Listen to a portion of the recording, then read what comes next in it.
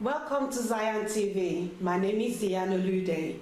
I'm here today to discuss with some of our youths to find out what are the challenges that's preventing them from forming meaningful relationships that will lead to marriage and for them to have grandchildren for us. I'm here with some of our beautiful youths. Ogosami Oluwatosin Elizabeth. Deborah Onofoko, also known as the Podium Queen. Hannah, okay. Thank you, ladies, for joining me here today on Zion TV show. So we're debating, as I said, about the challenges that our youths are facing in terms of meeting the right man to form a meaningful relationship and to have children. Let's face it, as a West African woman, we expect our children to achieve academically. And they do us proud, and we are so proud of them. And after they've achieved, the next step, we expect them to bring either a woman or a man and say, oh, mommy, I've met this young, handsome man, or, oh, mommy, I've met this beautiful young woman that I intend to marry. But I've observed that very few of our children are actually bringing home partners to say that they want to get married to. Why is this happening? When we compare it to my generation, we all wanted to be married. Either you had your achievements, academic achievements or not, we wanted to be married. And we did. A lot of us got married, and few people probably had children even before they got married. But it didn't matter. We were all happy. Our parents were happy because they've got their grandchildren. But today, it's not the same. We are begging our youths now to bring a partner forward so that they can have their own children. So, ladies, you know, obviously because my age group is so much different to yours, I don't know what is happening out there in the community. So I'm hoping that you will enlighten me. What are the barriers that you are encountering that's preventing you from bringing home a handsome man and say, mommy, this is who I'm going to marry? Jiggy, ladies, mind me starting first. That's fine. So, first thing that I noticed is the training and the support that's around the topic of marriage. I feel as though women are trained from as soon as their hands can do something in the house, as soon as they know how to wash a plate, the day they don't wash it properly, is that how you're going to behave in your husband's house? Exactly, yeah. But their brother could be 10 years old and they could be 7 and they're washing the plates for their brother. So the men are sort of taught that you are there to be served, whereas the girls are taught that you are there to serve. So a lot of the times we find ourselves in conferences. I know that I went to the Okonkwo's conference not too long ago, Pastor Kingsley and Pastor Mildred, and they were speaking about 5 steps to being a godly woman, 5 steps to marriage, 10 steps for this. You see the Proverbs 31 women conferences that are happening all the time, but there are no conferences, nothing that's really dedicated towards men. And even if there is something dedicated towards men, it's probably 2 minutes out of an entire preaching that will tell men, love your wives as Christ loved the church. But women submit, women be humble, women serve. There's 101 rules for women, but like there's nothing in the rule book for men. Like, and I don't want to say that to be malicious that they're all men are being taught that way. Not all men are. Some men are being brought up fantastically by some of our women to actually treat and to love their wives appropriately. But honestly, there's just not enough being done to like raise our boys up to be men of the church and men of the household, leading, providing and supporting the woman also in the household. The same way a woman would be brought up to be, you know, supporting her husband also. Yeah. Okay, so I fully understand what you're saying, because I think truly women are groomed. Yes, that's it. That's the word. Yeah. So women are groomed to serve, as you said, because from Adam and Eve, from the Genesis in the Bible, Eve was supposed to provide for Adam. Absolutely. Yeah. Hence, she gave the apple to Adam to eat. So she had to go and find the food, to hold the home. So, and that is true. Us as parents, we do train our women, we train our girls to serve, because as a woman, you are going to be the person who's going to carry a pregnancy. And when you have the child, is the woman comes first in terms of meeting the needs of that child. Absolutely. It's a woman that's going to breastfeed. Absolutely. The man is not going to do that. So, and the man is supposedly supposed to be the breadwinner. True. In the family. So, meaning to say that when the woman has carried her pregnancy and given birth to the child, she's going to remain at home to nurture the child whilst the husband goes out to bring financial means to keep the home. But unfortunately, in this day and age, it doesn't actually work like that. Because now we're finding that not only men are the financial breadwinner, it's also equally women. Absolutely. So we are now balancing. There's a cultural shift. There's a cultural shift, exactly. And I know it does play a massive impact in the relationship between a man and a woman. And also, I've also found that men are actually holding their hands up now. They're pulling their hands away and expecting women to take over, to be the breadwinner, as well as to be the homely wife, to cater for their children and maintain the home. Now, I also know that because I've been doing a bit of research, I've been asking questions, because I'm really, inquisitive. I really want to find out, what's preventing our children, some of our children, from taking the leap forward to making a commitment.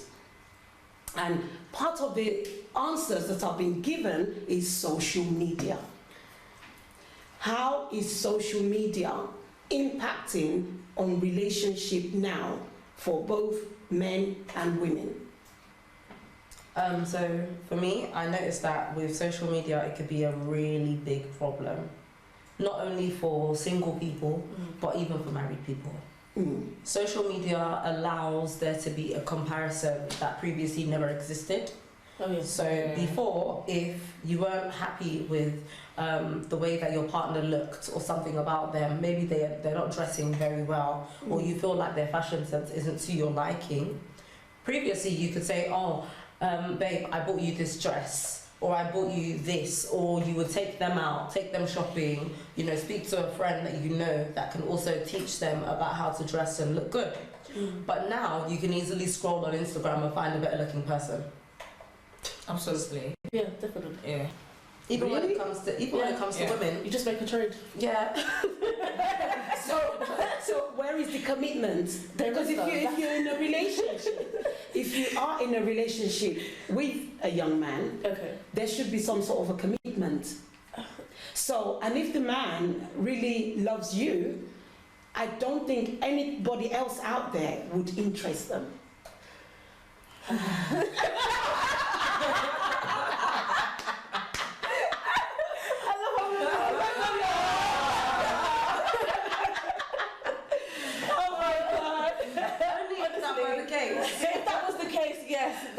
That would absolutely work. I think the trouble is social media is such a distraction. People lose sight of what they have, and they think what is virtual reality. They mistake virtual reality for reality. And a lot of what's posted online are lies. A lot of pictures are edited. They're completely warped and twisted. A lot of people have done work on themselves. Nobody looks 100% how they are online in real life. So when you're now comparing, you've brought yourself up to think that this idealistic thing in your mind is the truth, and it's not the truth. It's a false narrative masquerading as the truth, unfortunately. with some men, they do get distracted by the girls with the BBLs, the big breast, everything. Yeah, they get distracted with. What is the BBL?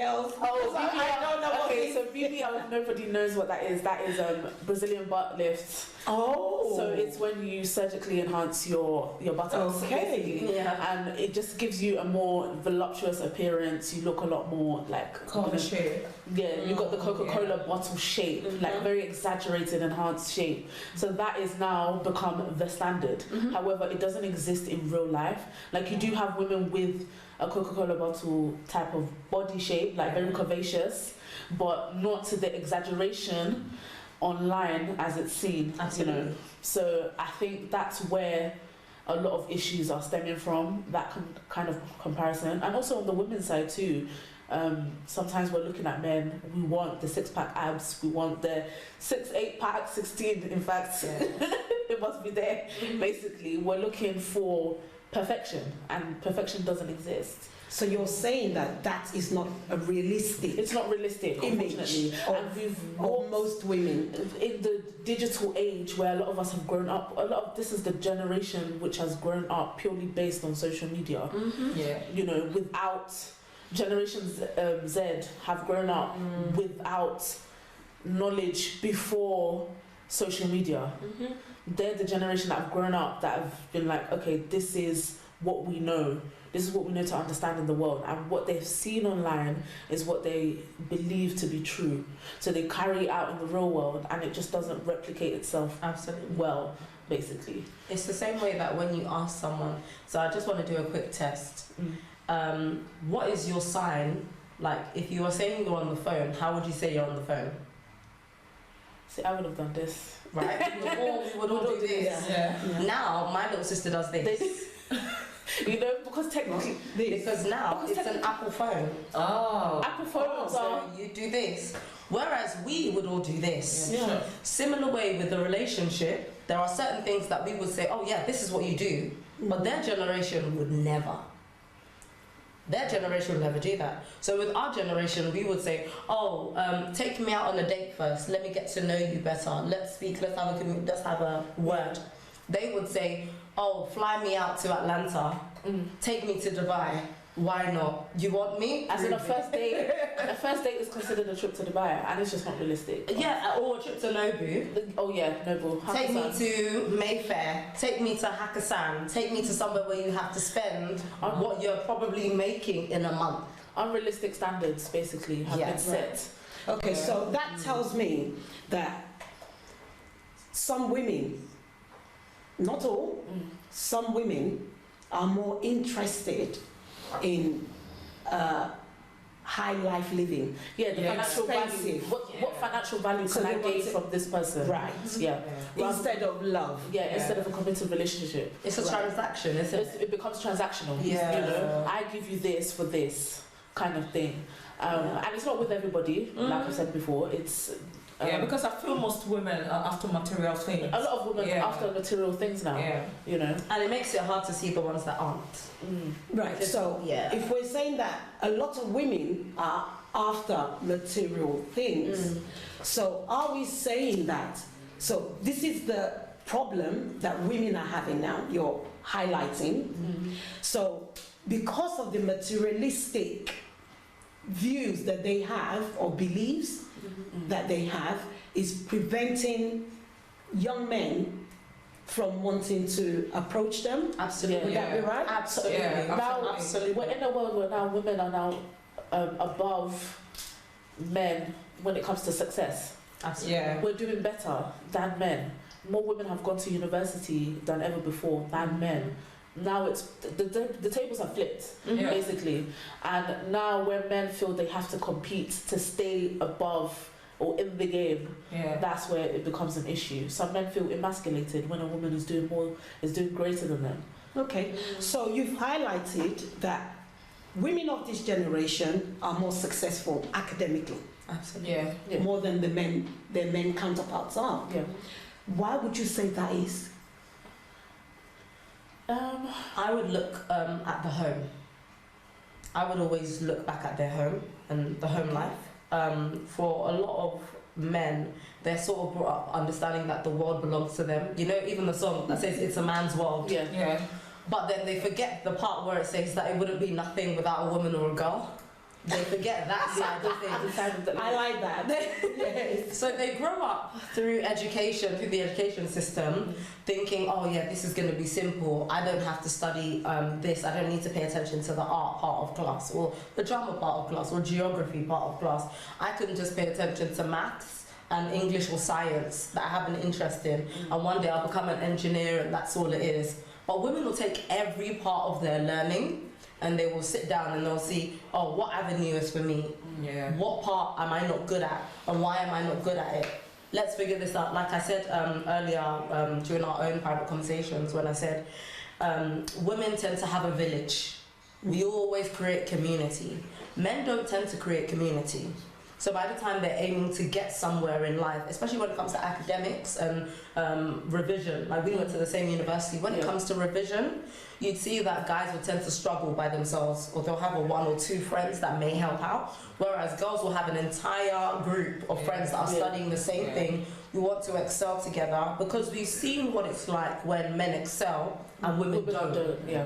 We've seen the pressure that it puts on the woman when she eventually settles down with someone who has all the financial power, and how abusive it can be. Yeah. Because we've seen it in generations before us, where the woman would do so much to show her man that she's dedicated. I'm working with the children at home. I'm a stay-at-home mother. I'm doing this. But the man doesn't see the stay-at-home mother as a woman of value or a virtuous woman. He sees the woman who's in the boardroom with him as his equal. But the woman that raises the children for maybe 16 years of her life, Honestly. he sees her as you've probably been sleeping in the house all day and watching television. Completely But the value she values. Yeah. But I would, because I feel that even though, because we know that women competing with men in the business world, some women are still actually saying that men disrespect them. True. Even though they are doing probably the same job, but they're not valued because they're women. Yeah. Most especially in the profession like law. Yeah. Yeah. That's her subject. Yeah. She knows. Yeah. In the profession of law, women feel that men still degrade them. Absolutely. Yeah. And do not respect them, that they're of the same standard as they are, So, and I think maybe this is something that maybe we need to be educating our men, to respect women. Absolutely. They know. That they need to respect women. But they need to be drilled in it more. They need to be drilled. And how can we do this? How can we do this? What advice can you give to, the younger generation that are now raising children? Because the children that are being born now are going to grow up to become men. Yeah? So what advice would you be able to give to parents, to young parents now, who are now raising their children? How do you feel that they can try to get their boys to understand that, they're not of a higher standard because they're male? That they're children, you're a boy, I'm a girl, we're the same. How can we go about it? I would say it starts from even before the child is born. I would say it starts from way before the child is born. For example, when a woman is pregnant and they're at the scan and they're excited because the partner's probably like, I hope it's a boy, I hope it's a boy. Why does it have to be a boy? Why is it that once you find out it's the girl, it's a bit of a, we'll try again? It starts from the parents. The parents have to realize that whether you're a boy, whether you're a girl, the girl could become the president one day. Which we do. Yeah. We do now have, women president. I mean, we had Margaret Thatcher in the United Kingdom. Right. Margaret Thatcher a woman president, and we have a vice president in America, a woman at the moment. So, but I feel that, you know, cultural background also plays a part in this, because we have countries that boys are more valuable than girls. You know, I'm not going to name any countries in particular. But we all know that, you know, some country that if they're, you know, going to have a girl, you know, they want to terminate that pregnancy. But if it's a boy, it's celebration. And it's really difficult to understand why women are not valued as much as male counterparts. It's very difficult. But anyway, coming back again to the challenges that's preventing our youths from making a commitment to marriage and having children. So we've discussed about the social media. Let's talk about the cultural. The cultural disadvantages that's impacting on the youth of today, from forming meaningful relationship, settling down to marry and having children of their own.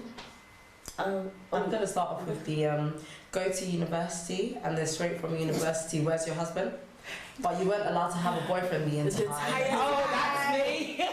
Focus on your book. That's me. So don't talk to any boyfriend. Don't talk to any boy. Focus on your books. Lock my door. I lock my door. Even when you go swimming, it's make sure you're covered.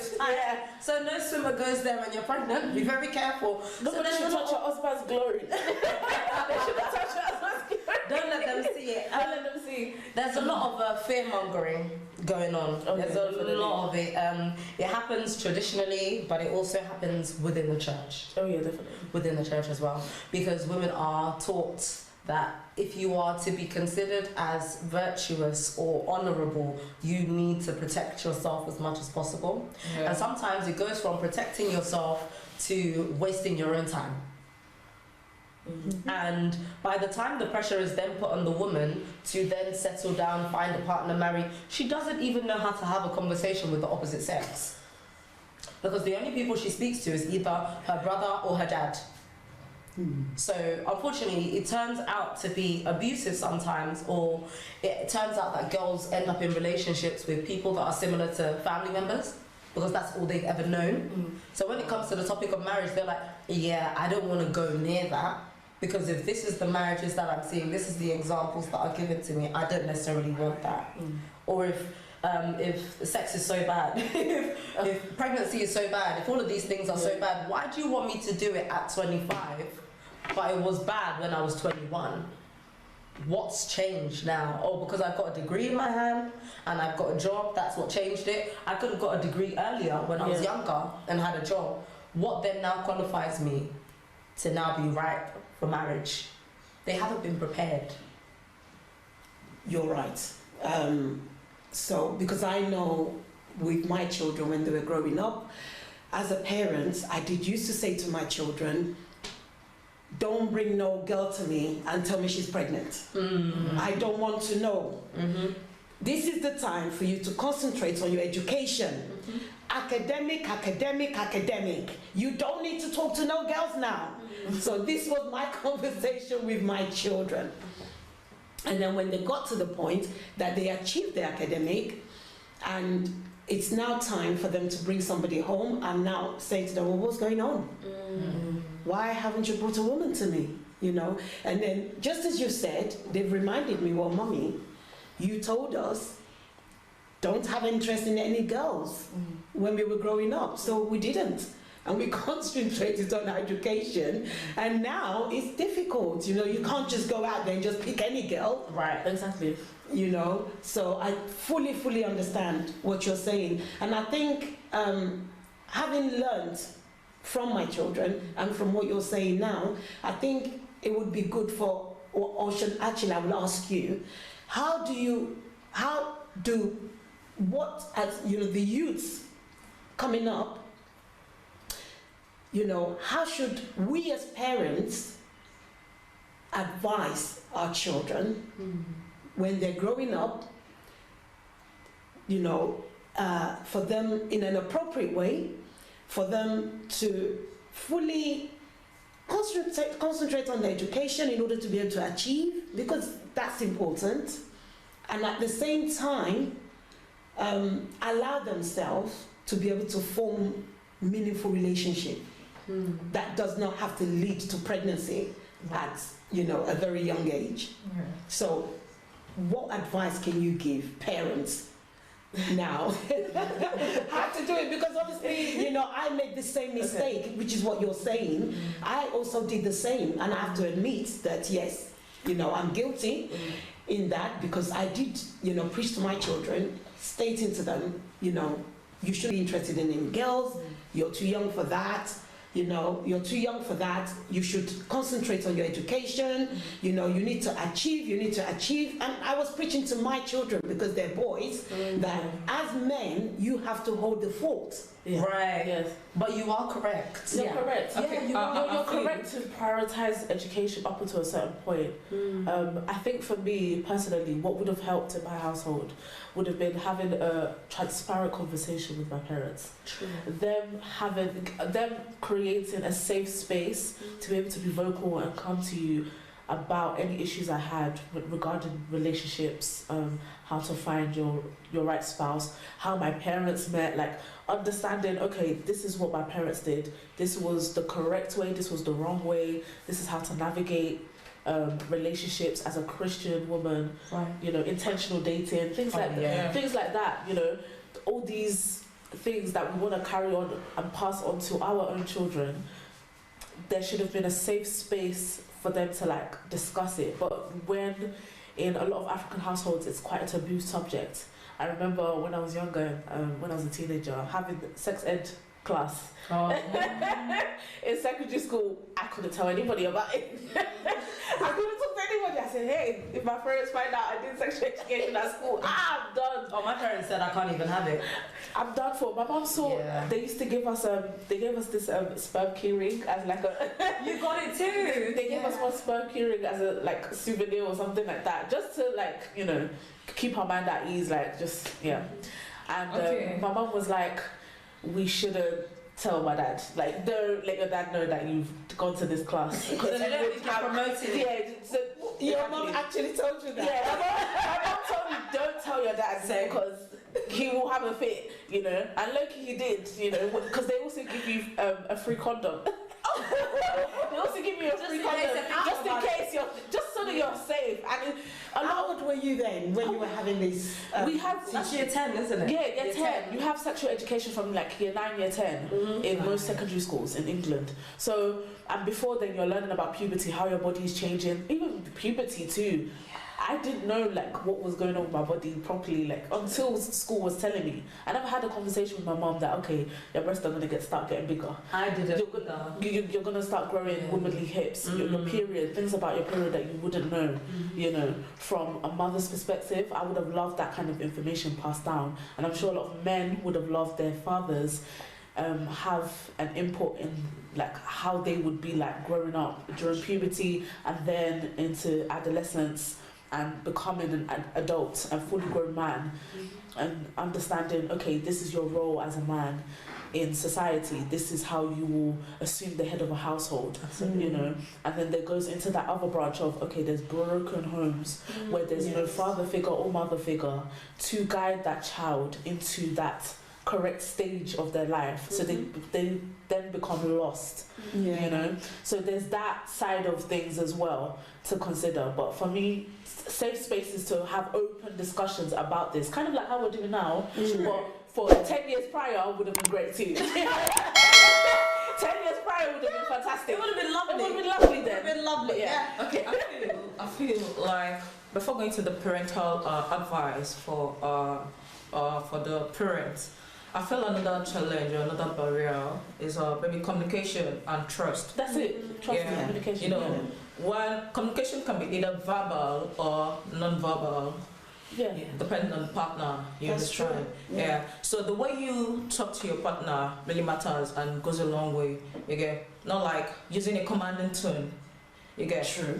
Because I believe some men are always commanding. They don't like using the words probably excuse me, please, and most especially they hardly apologize. You Yeah, get. men are so Yeah. apologize as a man. Why are you apologizing? Like they'll be like, I've wronged her, so I am the man. So she, even if I'm the one at fault, she still ought to apologize. And which way women we've been trying to like be submissive, like the Bible said. You Okay. get, yeah. Okay. So even if it's the one at fault, we'll still go and apologize and be like, sorry. But there's a communication barrier. When there's a communication barrier between partners, I really don't think that relationship can work, because actually there's no perfect relationship, and likewise there's no perfect person. We're just trying to, you know, we're just trying to just make this thing work. Let's just do it so that it works out and it looks beautiful, you understand? So I feel communication, and secondly trust. Trust is also important in a relationship. Yeah. Okay, But Tosin, I'm going to take you back just a little bit, Okay.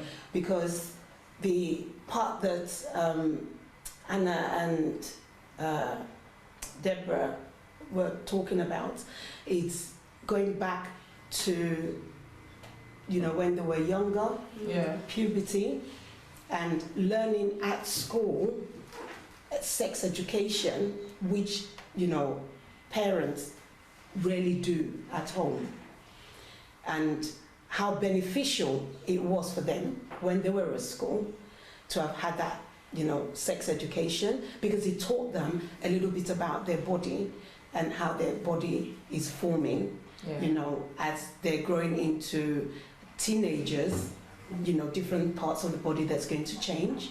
They're going to become a little bit more woman looking and instead of childish as they were. So, which is really, really important. And Hannah was also stating the importance for parents to be able to acknowledge and to form an open stage whereby their children can offload. Absolutely. Exactly. Yeah. Yeah. Absolutely. And talk about the important things to them. Because currently, within the Western Africans, parents, it's like there's a barrier between parents and children. I'm the parent, you're the children.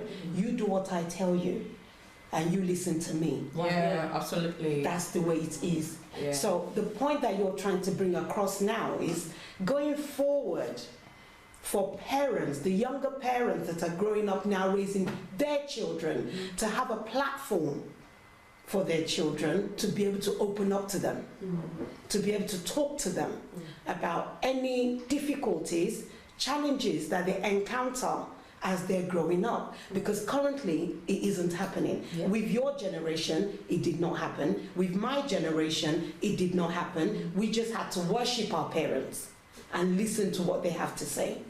And that's the way it works, you know. Parents' word was gold. Yeah, Literally. yeah. Literally gold. So even when they're wrong, we still have to obey and say they're right. Yeah. Even though they're wrong, you know, we have to be submissive to their advice, you know, to whatever decision they make, even though it's not going to benefit us in any way, because, you know, they would demand, I'm your mum, I'm your dad, Exactly. you do what I tell you, Yeah. you do what I say, you know, and that's just it, and the door is shut. But Yeah. I think they tend to forget that whilst they tell you to do as they say, they forget to put the little clause there, but don't do as I do. Right. Yes. Yeah. They always say, there's a saying that says, you know you're obedient when they can take a piece of hair, and the person that's leading you knows that that piece of hair is not going to snap off. Right. Which means as they're moving, you are moving at the same pace. Because that piece of hair, the thread, you know how weak a thread of hair is, just a little piece of hair, it should not snap off, it shouldn't be able to fall off, which means you listen to their every word, you obey. But what they tend to forget is that I'm obeying your every word, but I'm also obeying your every action. and I'm copying your every action. Exactly. And unfortunately for our men, we find that they obey what their mum and dad are saying in the house, but they're also learning from the actions of their father, from the communication between mother and father, and the relationship that the mother and father then have with the external family as well.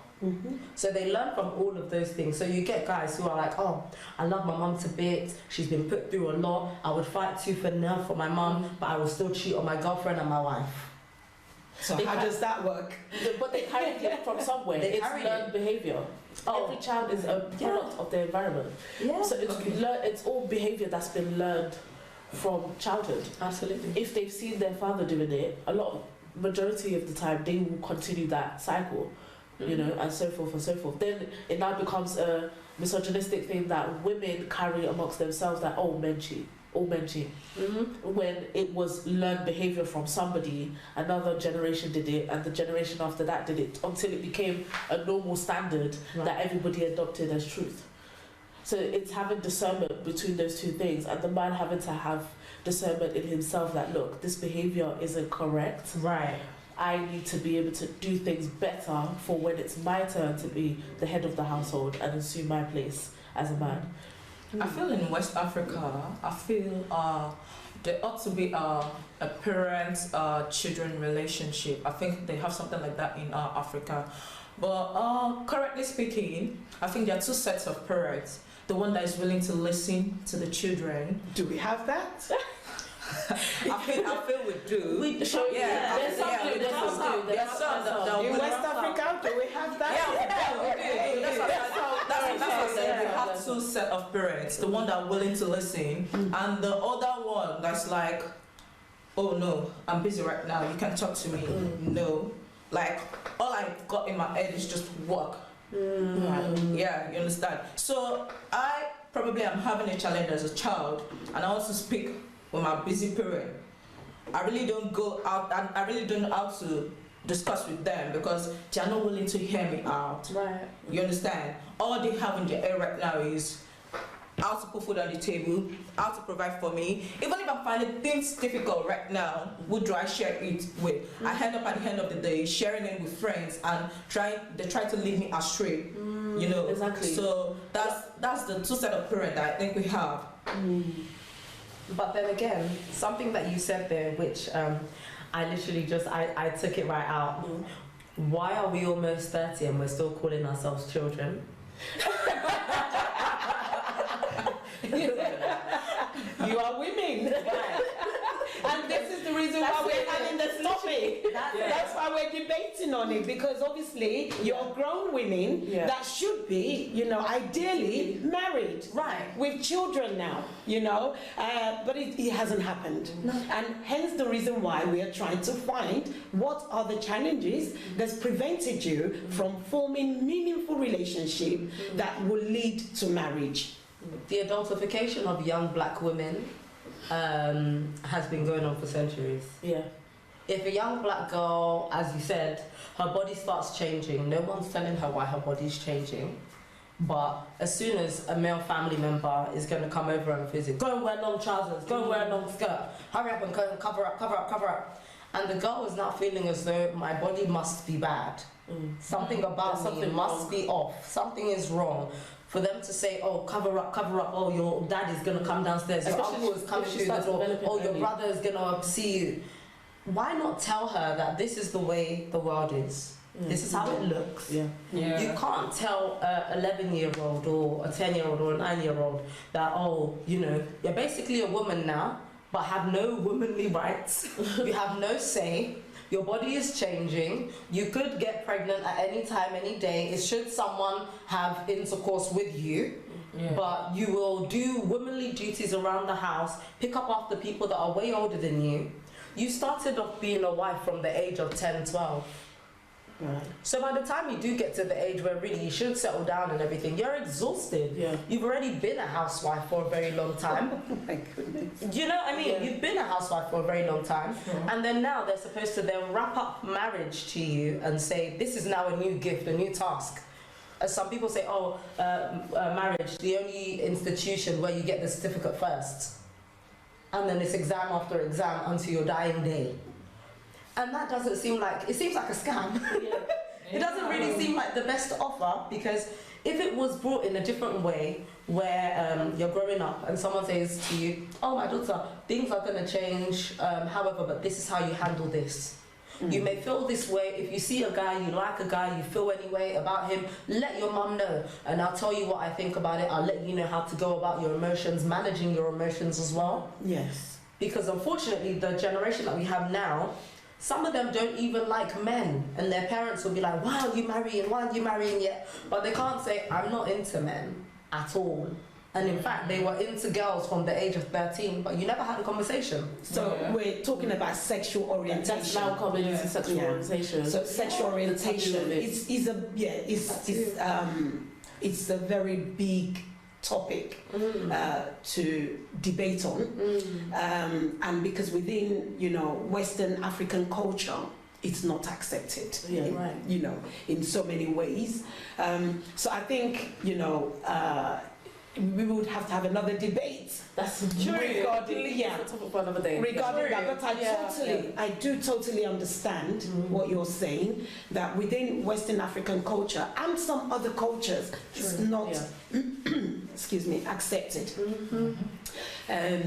Because, same-sex relationship, it's not yet accepted. But even if we know that that's the case, but for a child to even get to the stage of expressing such a huge secret, there must be communication to the point where they can tell you anything, anything at all. Because when it then comes to the topic of marriage, I find that a lot of girls won't say that, oh, mum, I'm dating this guy, by the way, and we've been dating on and off for 5 years. It's not until the day, maybe, when he does finally propose, that then they'll then be like, oh, this is our son-in-law. You don't know how many things they've been through or how many years they've been together, but she will package him like God's gift to the earth, and will literally, and the mother will buy it, and be like, wow, this is such an amazing guy. And then everybody's bought Ashobi, everything, and then in 6 months, oh, the marriage is over. That's happening quite a lot, because there are youths that are married, and unfortunately their marriage do not last, and they break up within a couple of years after getting married, and that is really sad. But I feel that we are identifying the challenges. So how can we educate our men? So how can we educate our men to let them know that, when you're looking for a female partner, these are the qualities that you're supposed to be looking out for, not the superficial qualities. So this again would go down to parenting their children as they're growing up, to start, advising them that when you're looking for a woman, I know, for me, I usually say to my children, that when you're looking for a woman, you want a woman that's respectful. Right. Yeah? You want a woman that has good quality, that is caring, a woman that's loving, a woman that is selfless, because that's who I am. And I say to my children, you want a woman that is willing to, to cook for you, to look after you. And even if the woman is not able to cook, I always say to my children that you can work with them. You teach them. You cook together. That way they learn. Yeah? So, and these are the qualities that I say to my children. I don't ever talk about money. I don't ever say that, oh, they've got to have, millions. I've never even, said to them that what are they bringing to the table. I know it's the language that is used amongst the youths of today. What do you bring to the table? What do you bring to the table? I am the table. I bring myself. I bring myself. And my many qualities. Putting myself in the shoe of a man, I think if I were to be a man, the qualities I should be looking out for in a female should be the only qualities. You get? The Yes. woman that can actually take care of the home, Yes. the kids, and probably do one or two house chores. You get. So that aside, not me looking for probably the physical attractiveness, the figure 8 shape, and most The importantly, perfect Yeah. shape. yeah. And most importantly, if I actually want to look for a woman who has got this qualities, I should also be looking out if you marry me at the end of the day, if you get married to me and also marry my mother, which is your mother-in-law, because I can't be in a marriage or a relationship whereby it will just be me and you, and my mom-in-law, my mother-in-law comes in and you'll be like, what's she looking for again? And this happens a lot Yeah. in the West African relationships, where either the husband or the wife is not really willing to accept the mother-in-law or the father-in-law. It does happen a lot, and I just feel in that respect that some parents can be overbearing. Yeah. They can be overbearing and interfere in their children's relationship rather than allow their children to live their life, because they've lived their own life. Absolutely. Yeah. They need to allow their children to live their own life.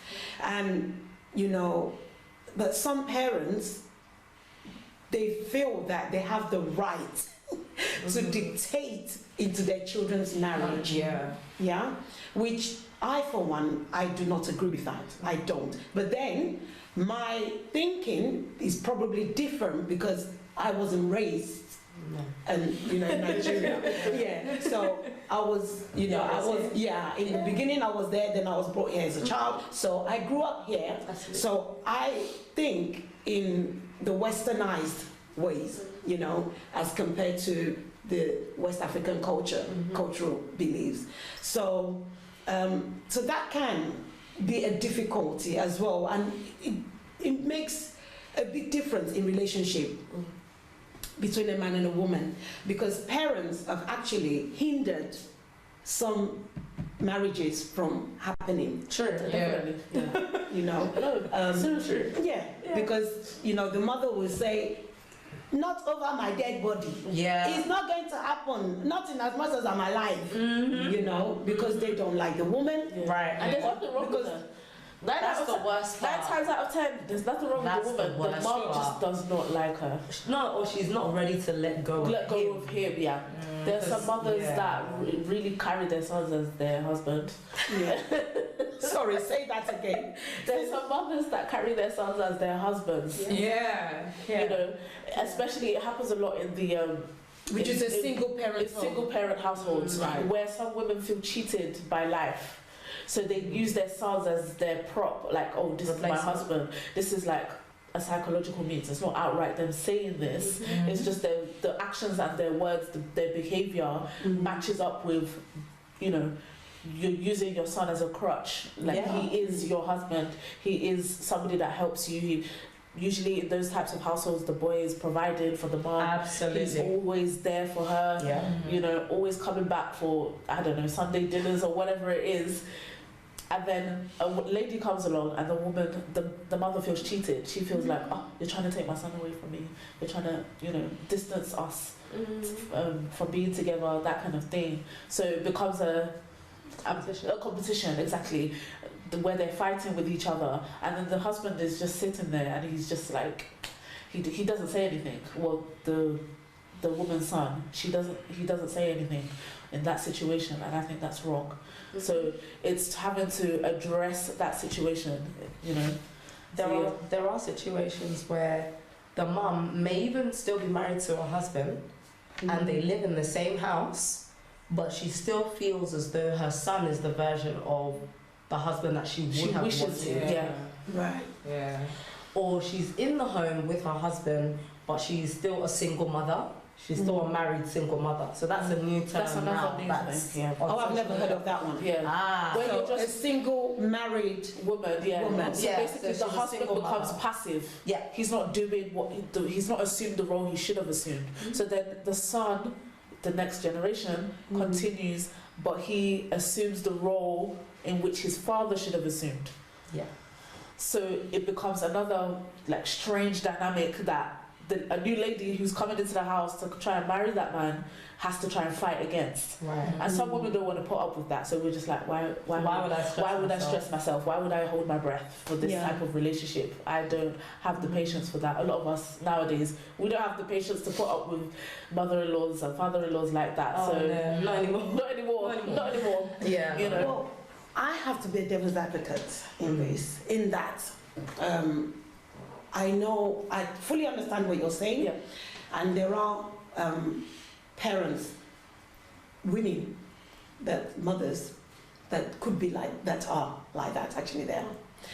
But at the same time, there are women who, through no fault of theirs, have ended up, being single. Yeah. And have raised their boys to men, and they're not attached and clinging to their son, and they do allow their son That's fine. to be to do their manly duties to their partner, so we've got to be fair. Those are the mothers that I would call a blessing. Yeah. Those are the mothers that I know that life may have put you through a lot. Yes. However, you literally rose like a phoenix from the ashes. You're a virtuous woman. You're a woman that I can rely on. If I found that kind of mother-in-law, I know that definitely, if anything happened between me and my partner, I would say, I'm calling your mum on you. Because me and her are now on the same team, same squad. Exactly. As I'm going out to buy my outfit, I'm like, what size is my mum? Because even my mum would get jealous of our relationship to that point, because I understand that. For her to have been through all of this, but she didn't let that sow a seed of bitterness in her heart to the point where she would then shut out everyone else or her own children's opportunities of a fruitful future. Yeah. I can see that she's coming from a very, very good place. So for me, I would instantly give her that respect. Every mother, to be honest, from the very first meeting, you will give them that respect. Yeah. There's no way you would disrespect anyone's mum. But the reality of it is that there are some mothers that you can tell that they cannot let go of what they've been through. But then it's a harsh space to be, because the man does not create that environment where you can have that relationship with the mother and say, Mummy, I understand everything. Mummy, I'm here, I'm listening, I'm your daughter now. Yeah. I'm not the stranger who just walked in from another family. Yes, my mum is there, but any conversation that me and you have, we are having it because I'm your daughter. It's not a conversation between you, me, and my mum when I get home and I'll say, Mum, can you imagine, Mummy said this to me today? No. But if the man doesn't create and facilitate that environment where everyone feels safe enough to trust one another, it causes problems like that. And you often find that a lot of people will say, oh, what side of the family is more problematic, mum or dad? Everyone will say the father side of the family is the side of the family that nobody trusts. All of a sudden, worldwide, even when it's not Africans and it's other cultures, they'll say, oh, it's my dad's side of the family. They're a bunch of winches. My dad's side of the family. They're all this, oh, my dad. Because the man has never created that space where he says, Mummy, you're the amazing woman who raised me, the woman that I trust, the woman that I love. This is the woman that I have found. I want you to be the one to train her. I want you to be the one to support her through this process. Because you know me more than she knows me. But yes, there will be ways that she will know me more than you know me. So this is where they're saying if there's a wedding, that they say you're not losing a son, but you're gaining a daughter. Absolutely. Exactly. Yeah? Absolutely. So A lot of women in that way, so they're gaining a daughter to embrace that daughter like their own, so that you can be one family. Exactly. Likewise, they're not losing a daughter, they're gaining a son, to embrace that son like their own son. Absolutely. And we will become one family. Okay, so how can we advise, because we've said so many different challenges that women are facing that's preventing them from forming meaningful relationship. So what can we teach other people who are out there, youths that are watching this show? What advice can we give to them that can help them, to be able to progress forward with their life? What if the younger ones that are watching it, what would they learn from watching this show? Because at the end of the day, we are hoping that it will reach somebody out there and make a difference to their lives. So how can we go about it? What difference? So let me give you an example. So in terms of mother-in-laws, because, and I say mother-in-laws because obviously we are women. And as women, we would be marrying a man. Right. So although everybody has sexual orientation, but in this situation here now, we're talking that a woman and a man. Absolutely. So what advice can we give mothers out there who their sons are looking for a suitable partner, and how should they behave towards her, embrace her, make her feel welcome rather than chase her away? So I feel the first should just be patience. Patience, as in what? The parents should be patient? The parents should be patient. Okay. Because I believe when you rush into a marriage, you will definitely rush out. So you just need to give the child or the children little time. Stop forcing them. Right. Get a man, get a woman. You understand? So I really feel patience is just the natural thing they can do. They should still give them more time. Probably when God says, go ahead, then they can. That's what I feel. Okay, but how would they know when God says, go ahead? Okay, fine. They can actually know, I'm talking back to the children. Okay, fine. I have somebody I'm dating, and I still just keep you on hold, hang on, let me hear, or let me know if you're truly the right person for me.